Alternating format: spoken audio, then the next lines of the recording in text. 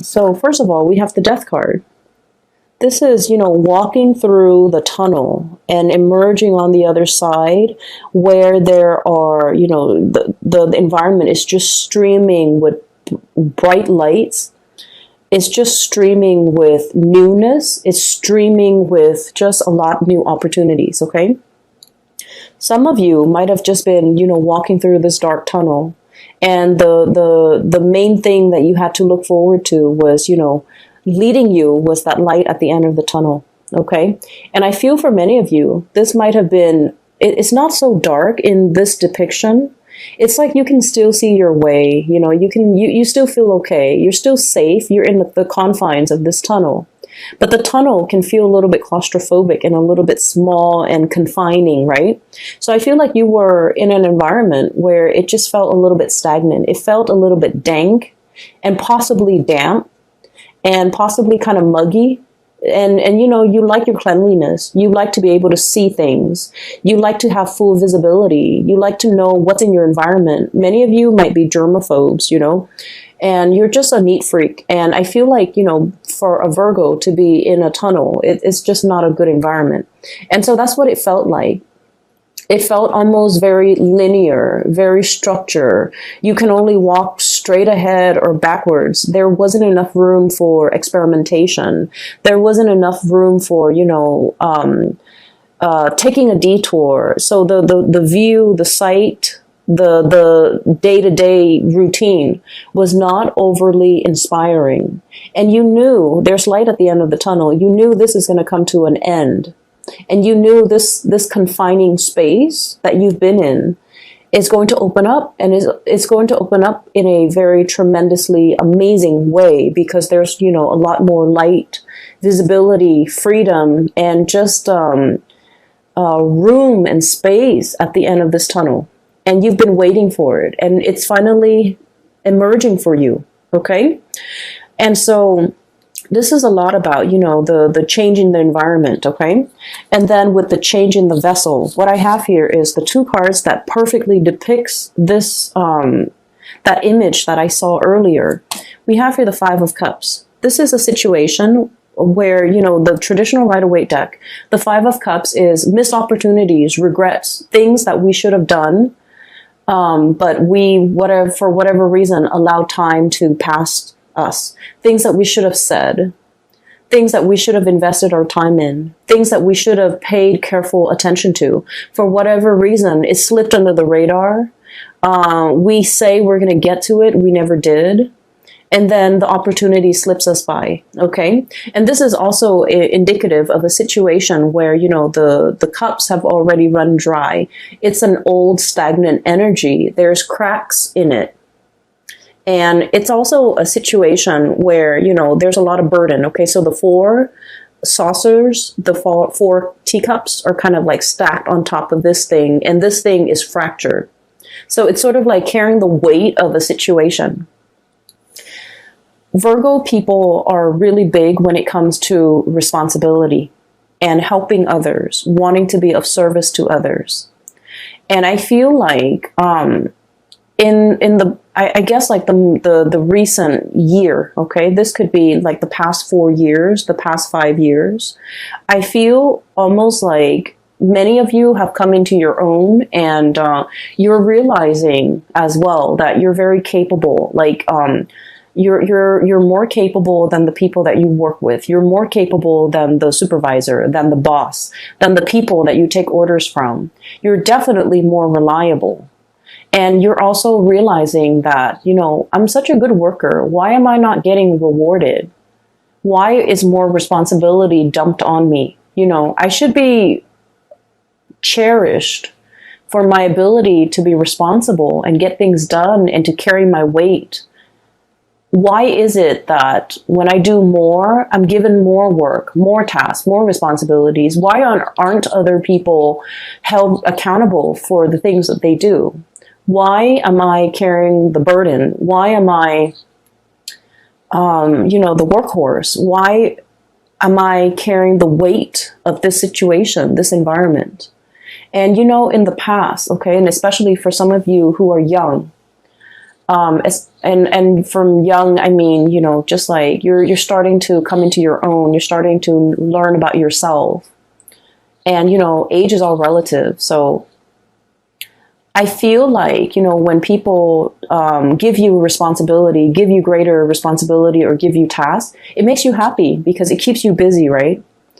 And then you also feel like, oh, they're noticing me. They're noticing my potential. They're noticing my capabilities. They're noticing how good of a worker I am. That's why they're giving me responsibility. And in a way, it's sort of like, it's flattering.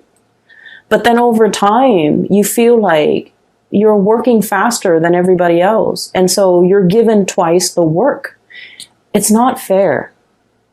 And many of you are coming to the realization that this is not, I'm enabling a situation. I need to speak up for myself. I need to not, you know, carry the burden anymore. And people need to stop forcing the responsibilities on me just because I'm capable. If I'm not there, what's going to happen? Who's going to carry the burden?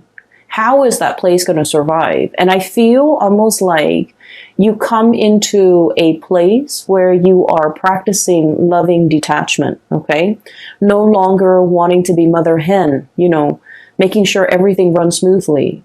You're starting to detach yourself because you're realizing that you're subsidizing a situation. You're enabling a situation to continue to be unfair. And so there's definitely a change in the guards, a change in the times, a change in your perspective, a major, major paradigm shift when it comes to what you're willing or not willing to kind of take on, okay? You're in a position where you are picky, and that's great, picky about what you are willing to do, what you're not. You're picky about, you know, what projects to take on and what projects to leave behind, who to work with and who not to work with. And you're coming into that sense of discernment, no longer, you know, wanting to please everybody. You're in a very good position where you have, you know, good bargaining power and you're able to kind of like dictate the rules of the game, okay? And this came about through this sense of like, we're coming here from the Five of Cups. So if you can just imagine if these were cups, right, that were full, but they're all cracked. They're all cracked, so they're not able to hold water, to hold their own weight, right? And so we're changing the vessel. We're pouring everything that it was used to be held within these broken containers or cups. And we're switching the vessel. We're pouring it into here. And so I feel like you are redirecting your energy away from this mess, away from this situation that is very burdensome and very tiring and very unfair and unbalanced. You're redirecting your precious stream of gold here, okay? Falling into this cup. It's wonderful because this is about self-love, self-care. This is definitely as well about, you know, putting yourself first, doing things that make you happy rather than accommodating everybody else. And Virgo, it's okay to be selfish. You've spent your whole life working for other people. It's time to draw back your energy and take care of yourself and do things that you love. You know, work might be hectic. And if you're just like, I don't want to go to work today. I'd rather go have a picnic. I'd rather go hiking. I'd rather go watch a movie. You know, the work is still going to be there when you get back, right? So take that day off. Do that mental health day, or, you know, do whatever it is that you feel like your soul and your body needs, because you deserve it. So I definitely see here a redirecting in your energy, a refilling or a changing of a vessel, a changing in the way that you do things, a changing in the way in which you preserve and conserve your energy for things that really matter, that are important to you. And I feel like many of you are coming into your own, learning to say no, learning to tell people to back off, learning to tell people to, like, I want to say the energy is a little bit like no nonsense, okay? It's almost like the Queen of Swords. It's sort of like, no, you can do it yourself. You know, I can help you, but you can do it yourself as well. So I feel like you're giving people a piece of their mind because you were in a situation where it wasn't fair, okay? So there is a second message. I'm going to get to it really, really fast. And the second message is very cute. I really like it. Okay, so the second message is I see this little boy. Okay, he's got like a pet cat or something next to him, and he's just kind of skipping with his cat. He looks like he's about 5 or 6, so a very young boy. It's very cartoony. So he's just running, skipping on a dirt road. The cat is, by his legs, and he starts to hear like a dog whimpering or crying. So he walks towards, he tries to find like the source of where the noise is coming from, a crying dog. And then he goes towards this well, and he realizes there's a dog stuck at the bottom of the well, and the well is really deep, okay? So there's no pail, there's no, the drawstrings where you draw up the water. It's not there. So it's not like, and there's no water in the well. So he can't really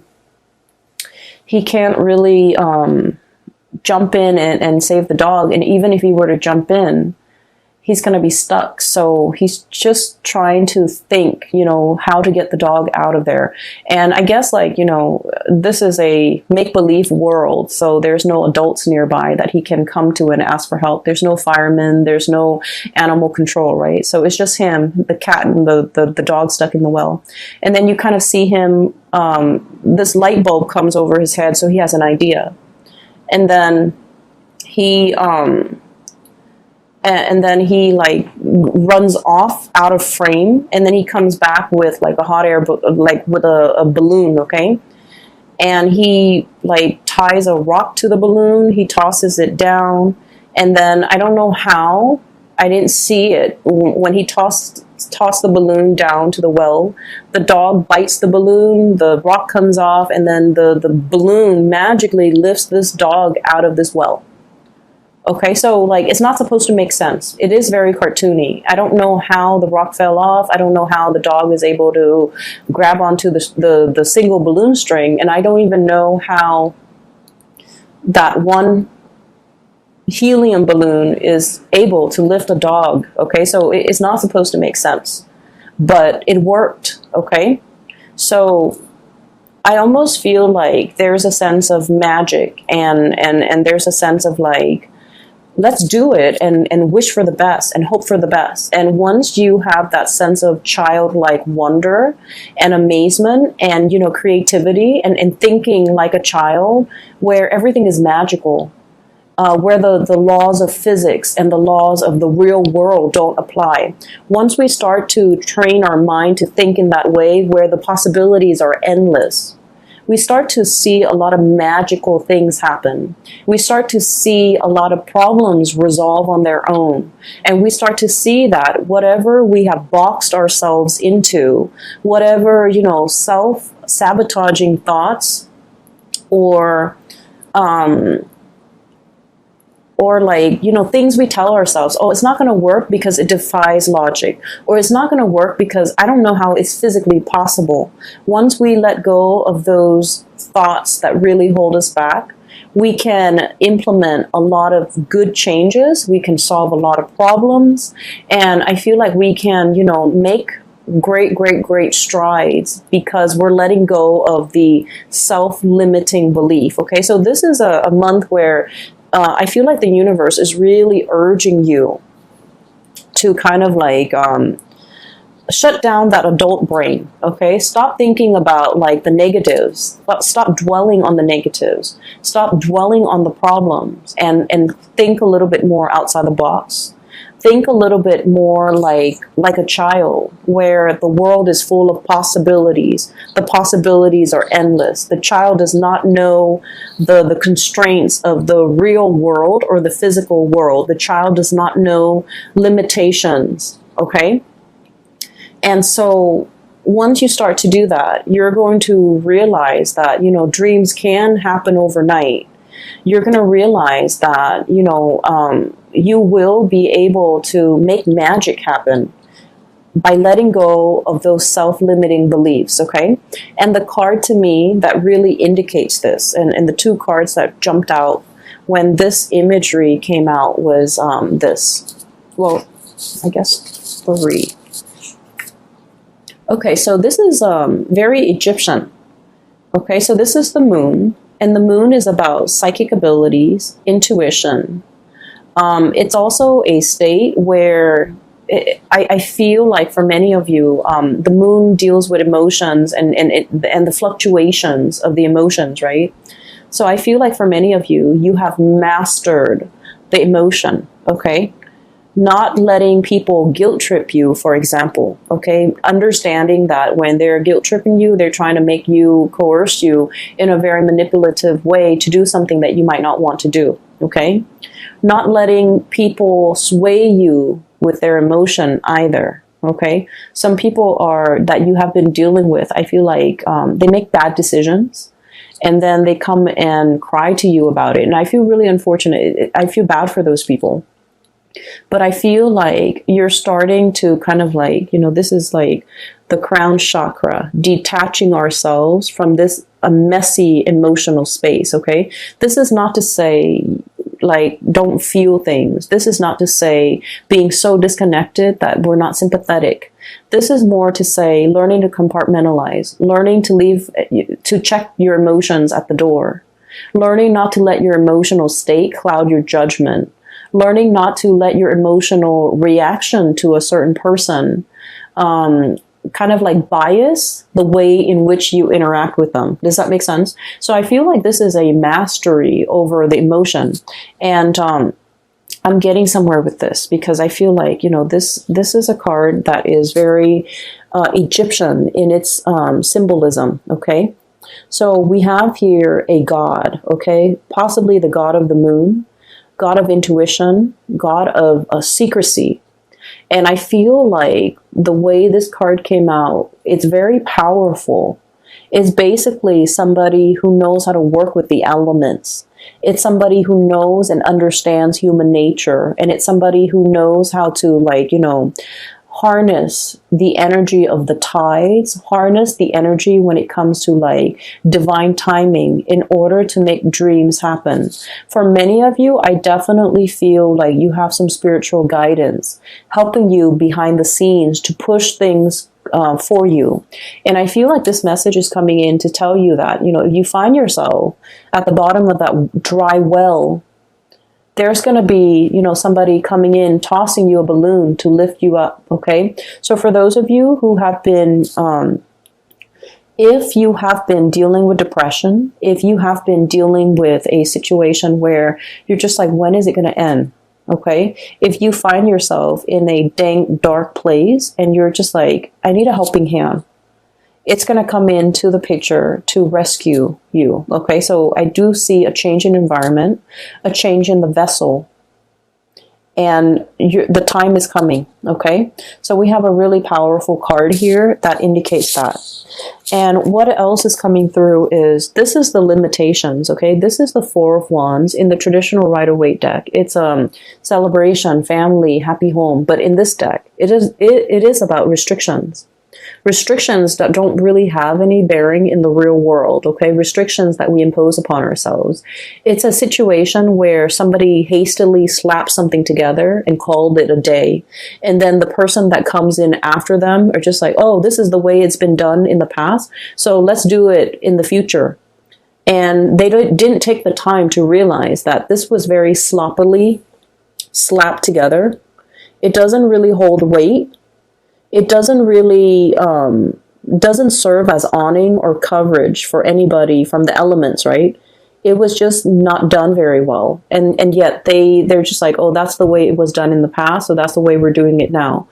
Not questioning what came before, not questioning what needs to change. Taking and accepting the status quo. And the four energies deal with stability. It's like the four legs of a table. If the four legs of the table are of equal length, the table doesn't wobble, right? So in a way, it's very stable, but it can be very, very rigid. So I feel like there's a situation here where you're kind of forced to uproot, okay? That cactus is coming back.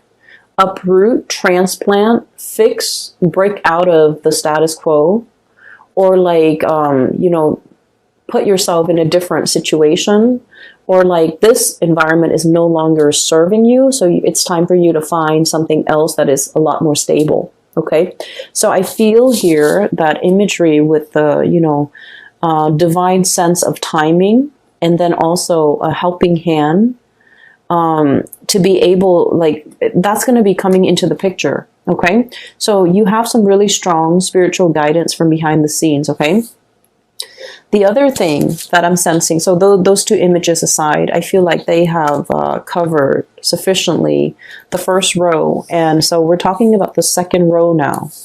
This is your energy here, King of Pentacles, okay? You can be male or female, it doesn't really matter. This is a card that spells to me raw power, okay? Elephants are very, you know, regal creatures, okay? They live into old age. They have a really long lifespan. I believe they also have the same gestation period as humans, if not like a month longer. So I don't remember if it's 9 or 10 months, but they have, or maybe it's more. You know what? I'm a little bit curious. So give me just a moment. Let me Google that.